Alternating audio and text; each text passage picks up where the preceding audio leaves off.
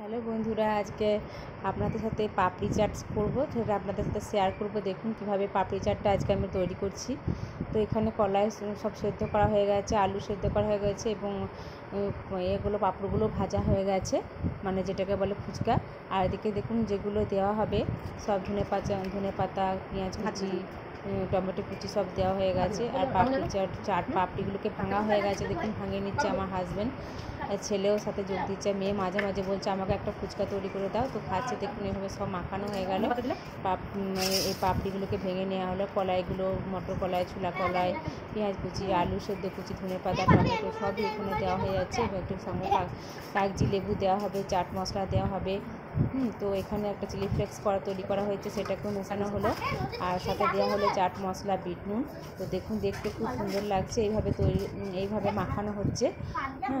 তো আর লাস্টে দেখুন বিট নুনটা দেওয়া হচ্ছে।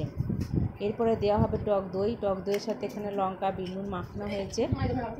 আর এখানে এর মধ্যে কাগজি লেবু দেওয়া হয়েছে। তো এটাকে দেখুন ছেলে ভালো করে মাখিয়ে নেবে। এই দেখুন কাগজি লেবুটা মাখানো হচ্ছে এখানে। তো খেতে খুবই টেস্টি এবং মজাদার হয়েছিল।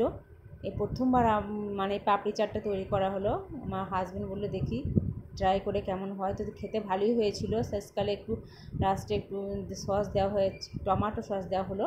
তো এইভাবে ছেলে মাখিয়ে নিচে দেখুন। আর মেয়ে এদিকে মানে ওয়েট করছে কখন আমি একটু টেস্ট করে দেখব কেমন হয়েছে। এইভাবে মাখানো হলে মেয়ে টেস্ট করে দেখছে, বলছে ভালো হয়েছে, দারুণ হয়েছে।